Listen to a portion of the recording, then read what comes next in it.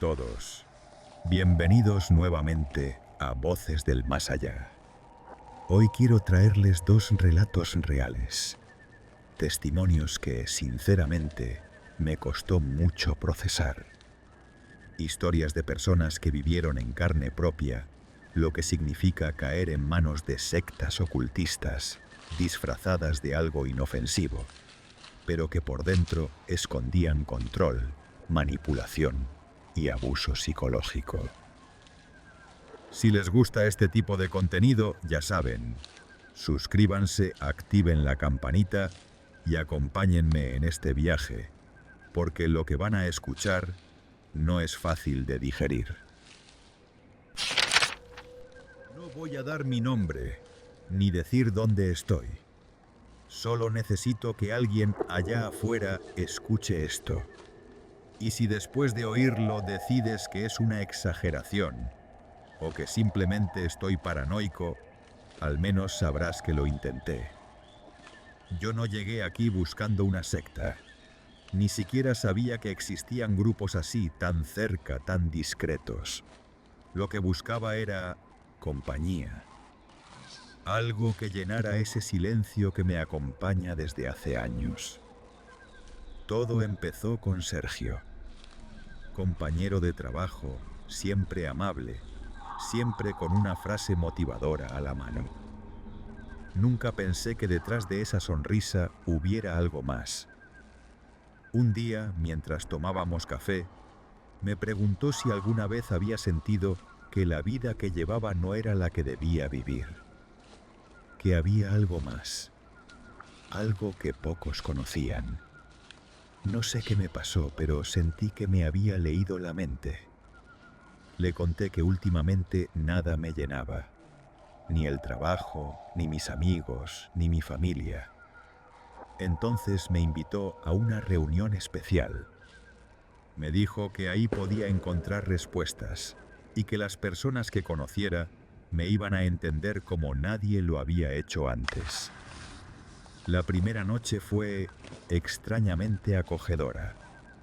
Un salón amplio, con paredes cubiertas de cortinas oscuras que amortiguaban cualquier sonido del exterior. El aire olía a incienso y había velas en las esquinas. Me recibieron como si me conocieran de toda la vida. Me abrazaban, me miraban a los ojos y sonreían con una calidez que parecía auténtica. No lo supe entonces, pero esa era la primera cuerda que me ataban. Volví. Claro que volví. ¿Quién no lo haría cuando siente que por fin encontró un lugar donde encaja? Pero con cada visita, algo cambiaba. Al principio eran charlas motivacionales, luego círculos más pequeños, donde se hablaba de cosas distintas. Aparecieron símbolos pintados en las paredes, frases repetidas en voz baja y un lenguaje que parecía solo suyo. Cuando preguntaba qué significaban, las respuestas eran vagas, o simplemente un silencio cargado de algo que no entendía. El aislamiento fue casi invisible. Dejé de salir con mis amigos porque, afuera, solo había ruido y distracciones.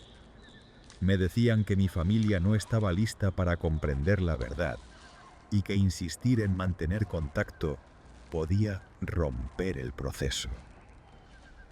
Al principio dudé, pero terminé cediendo. Pasaron meses así.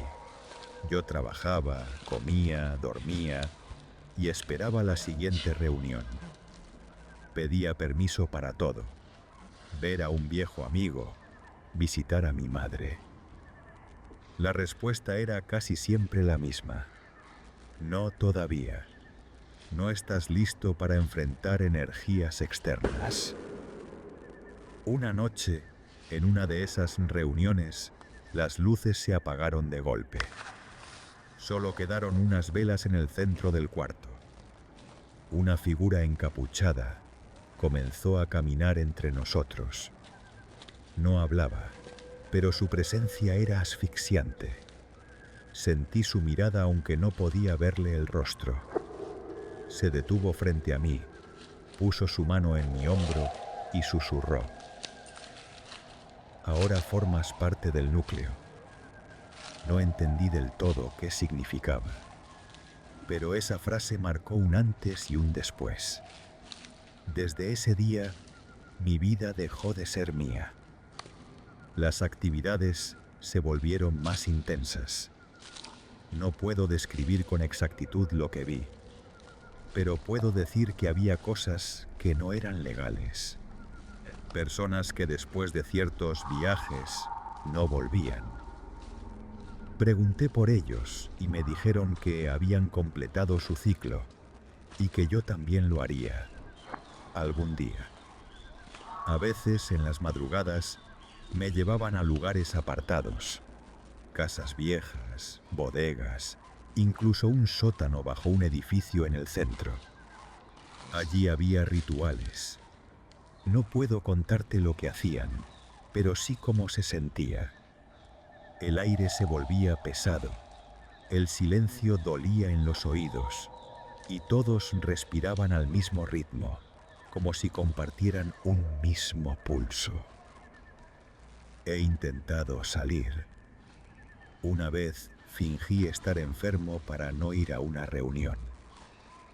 Al día siguiente, Sergio estaba esperándome afuera de mi trabajo, sonriendo, pero con una mirada distinta, fría, como si detrás de esos ojos no quedara nada humano. Me dijo: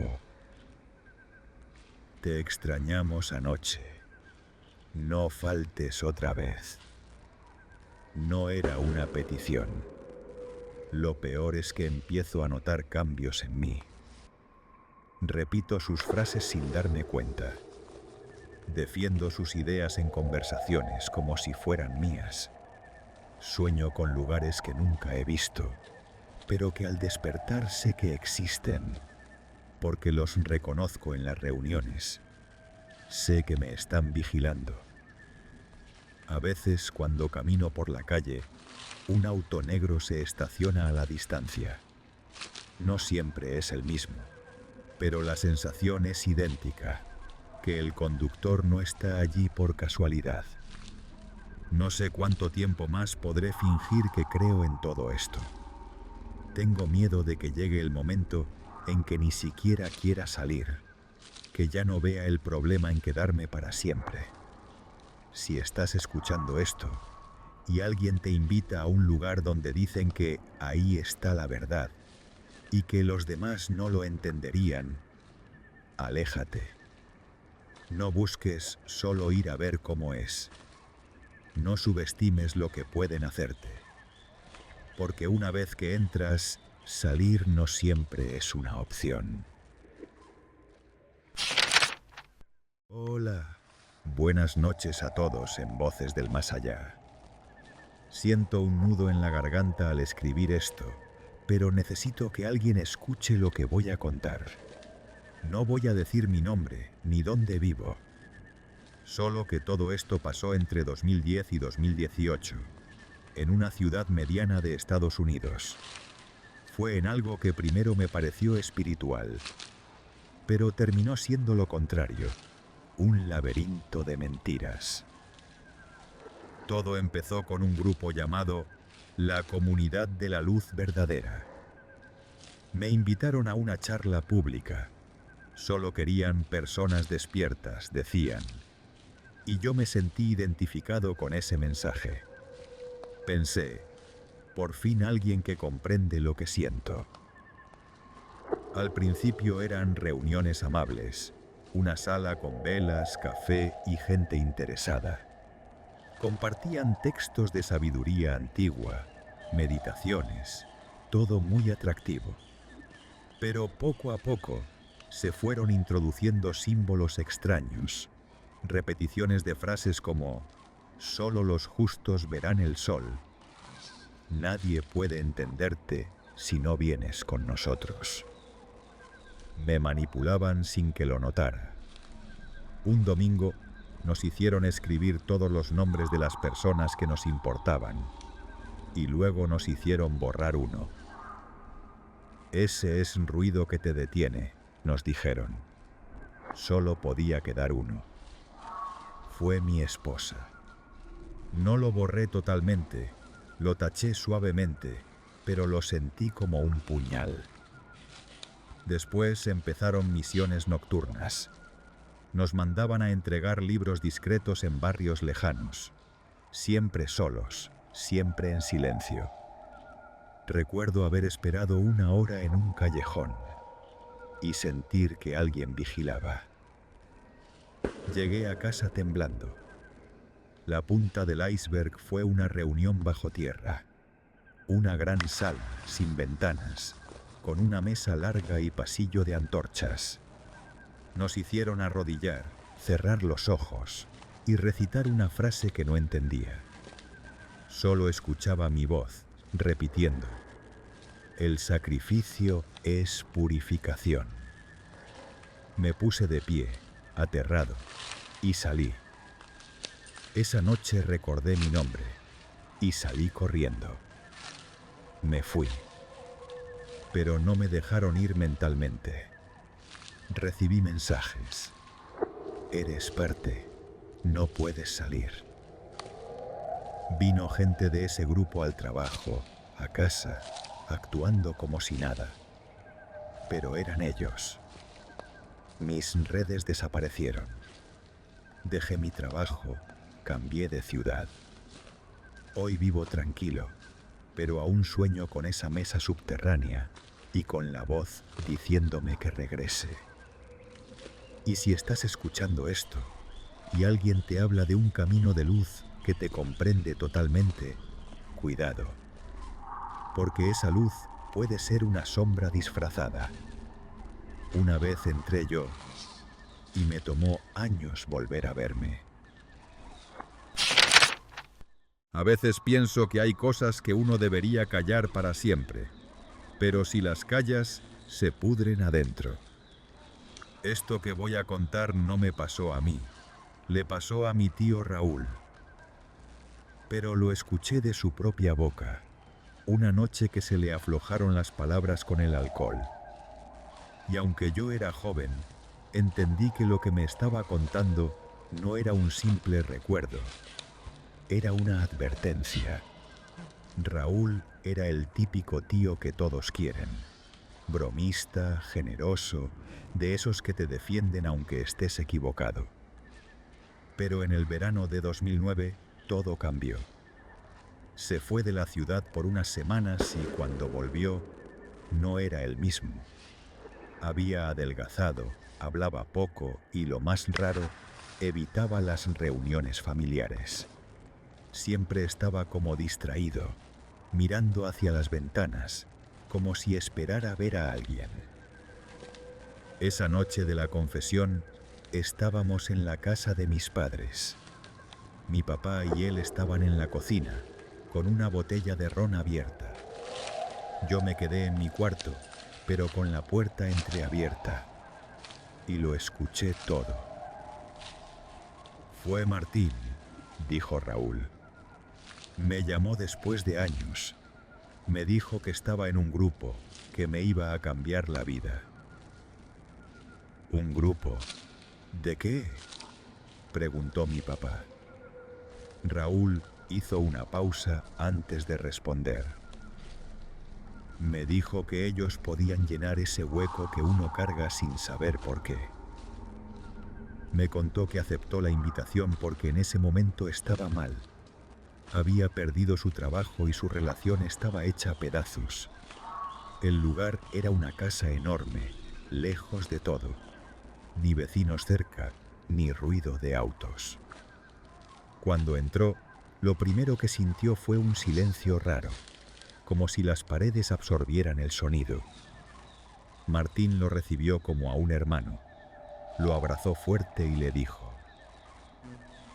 hoy empieza todo, Raúl. Dentro había unas 20 personas, todos sonrientes, pero demasiado sonrientes. Esa clase de sonrisa que no llega a los ojos. Nadie hablaba de cosas normales, ni de trabajo, ni de familia. Solo repetían frases cortas, como eslóganes. El ciclo se acerca. Pronto verás la verdad. En un momento, alguien tocó una campanilla y todos se sentaron en círculo. Apagaron las luces y cerraron las cortinas. Solo quedaron unas velas negras encendidas. El aire empezó a oler raro, como a cera quemada mezclada con metal caliente. Entonces entró una mujer, alta, delgada, vestida completamente de blanco. Caminaba lento, como si flotara.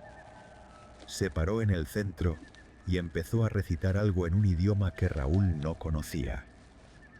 Las voces de los demás la acompañaban, repitiendo frases cada vez más rápido, hasta que el ritmo se volvió casi hipnótico.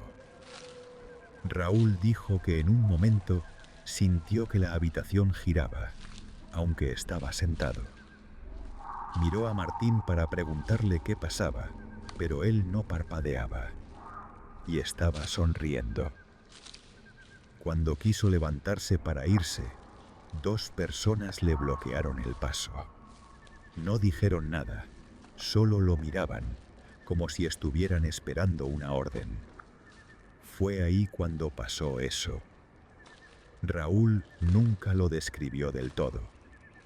Dijo que la luz de las velas empezó a moverse como si fueran llamas vivas, y que en las sombras vio algo. No una persona. Algo que se doblaba y estiraba como si tuviera demasiadas articulaciones. La mujer de blanco se le acercó, y sin mover los labios, él escuchó su voz dentro de la cabeza. Ya eres parte del núcleo. Raúl sintió que el aire se volvió más pesado, y por un momento juró que no podía respirar. Después, todo se volvió oscuro. Despertó en el sillón de su casa, sin recordar cómo había llegado. No había señales de golpes, pero su ropa olía a humo y a tierra húmeda. Intentó seguir con su vida, pero desde entonces nunca estuvo solo. A veces, mientras caminaba por la calle, reconocía caras de aquella noche entre la multitud. Nunca lo saludaban, pero lo miraban como si estuvieran chequeando que siguiera ahí. Cuando le contó esto a mi papá, bajó la voz y dijo algo que me heló la sangre. No sé si me dejaron ir o si me están dejando creer que me fui. No volvió a hablar de eso. Se mudó a un pueblo pequeño y no regresó. La última vez que lo vi me dio un consejo. Si algún día alguien te dice que puede mostrarte la verdad, no vayas, aunque sea tu mejor amigo. No me lo dijo mirándome a mí, miraba detrás de mí, como si alguien estuviera escuchando. Buenas noches a todos los que siguen Voces del Más Allá. Siempre escucho sus relatos. Nunca pensé que un día sería yo el que les contaría el mío. No voy a dar mi nombre ni el país exacto. Solo diré que esto ocurrió en Sudamérica, en 2017. Si doy más detalles, podría estar en riesgo. Yo había pasado por una mala racha. Perdí a mi madre, mi pareja me dejó, y sentía que no tenía rumbo. Un conocido, que llamaré Ramiro, me habló de un retiro de sanación en la selva. Me dijo que ahí encontraría respuestas, paz, y que regresaría renovado. Acepté. Sentí que no tenía nada que perder. El viaje fue largo.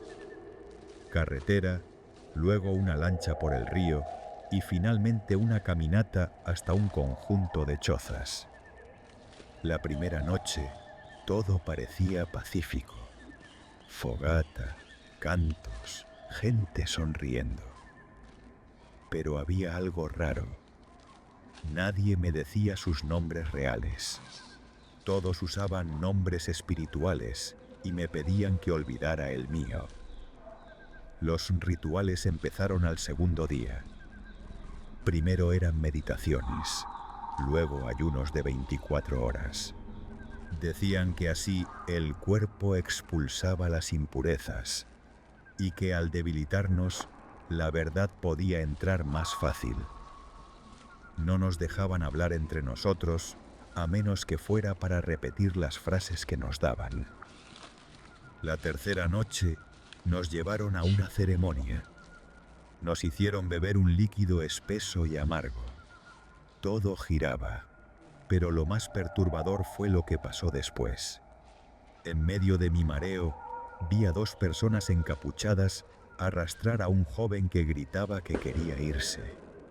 Nadie lo volvió a ver. Cuando pregunté, me dijeron que había regresado al origen. Cada vez que dudaba, Ramiro aparecía con una sonrisa tranquila, pero sus ojos estaban vacíos. Me repetía que lo peor sería interrumpir el proceso y que afuera no había nada para mí. Empecé a sentir que el lugar estaba vivo, que la selva misma no me dejaría ir. Una madrugada escuché pasos cerca de mi choza. Me quedé quieto.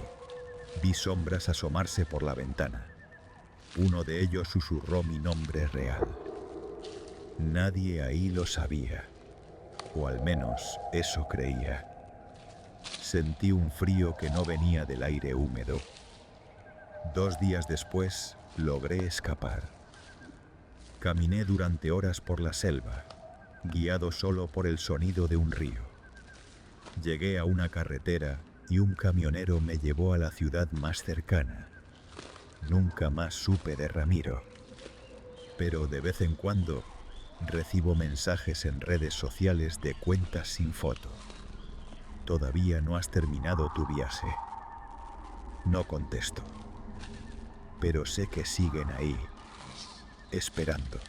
Si alguien te dice que la sanación está lejos, que debes cortar todo contacto y entregarte por completo, huye. Porque hay lugares de los que no se sale caminando, sino arrastrándose, si es que logras salir. Buenas noches a todos en Voces del Más Allá. Sigo este canal desde hace tiempo, y aunque siempre escuché las historias de otros pensando que eran cosas que le pasan a la gente de lejos, hoy me toca a mí contar algo que vi con mis propios ojos. No puedo dar mi nombre real, ni la ciudad exacta, pero esto pasó en el sur de México, en 2014. Mi tío Javier tenía un amigo de la infancia, al que todos llamaban Nico. No era alguien que vieras cada semana, más bien aparecía de vez en cuando, siempre con historias raras. Decía que había viajado a lugares que yo ni sabía que existían, y cuando le preguntabas qué hacía allí, respondía con frases como cosas que no todos entenderían o proyectos especiales. Yo tenía 23 años cuando todo pasó. Era octubre. Recuerdo bien porque en esos días ayudaba a mi tío a reparar el techo de su casa. Una tarde, mientras almorzábamos, Nico llegó. Lo saludó con un abrazo fuerte y una broma. ¿Sigues metido en ese club raro? Nico sonrió, pero no dijo ni sí ni no. Esa misma tarde, mientras mi tío salió a comprar unas herramientas, Nico se me acercó. Hablaba en voz baja, como si no quisiera que lo escucharan.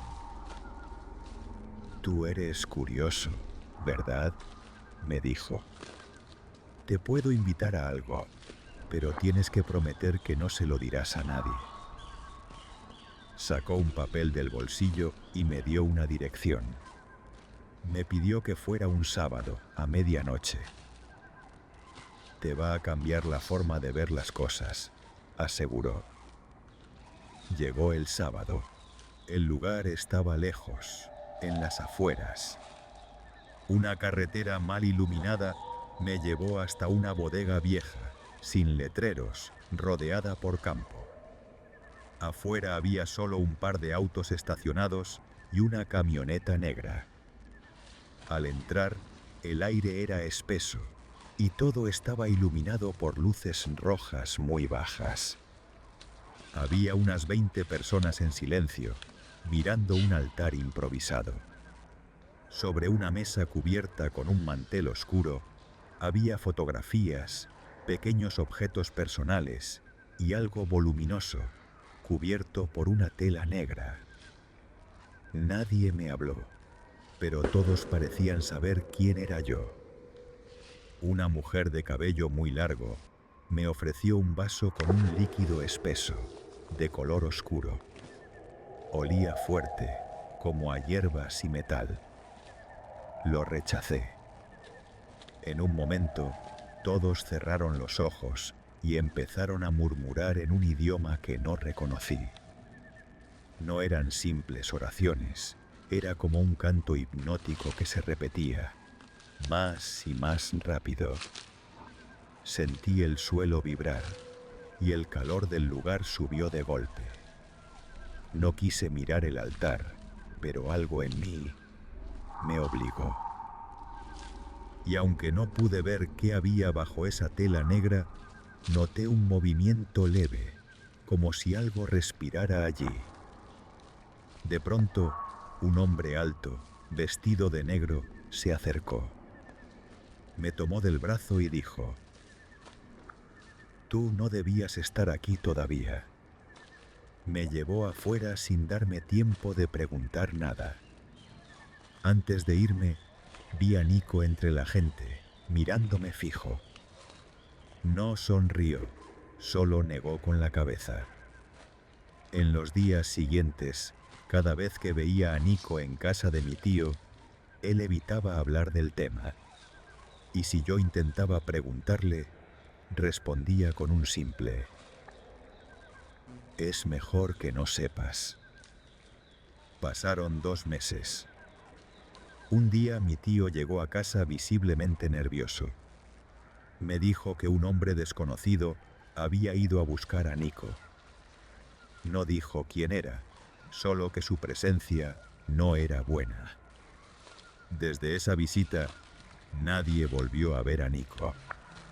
La familia decía que se había mudado para cumplir con un compromiso importante. Pero mi tío me confesó una noche que la última vez que habló con él, Nico solo le dijo: «Si vienen a preguntar por mí, diles que nunca estuve aquí». Lo más inquietante es que desde aquella noche en la bodega, a veces, estando completamente solo, escucho ese mismo murmullo del idioma extraño, justo antes de dormir. Y siempre siento que alguien está de pie, al pie de mi cama, mirándome en silencio. No sé qué había bajo esa tela negra, no sé qué buscaban con esos cánticos, pero sí sé que no fue casualidad que Nico me invitara y que algo desde entonces me sigue.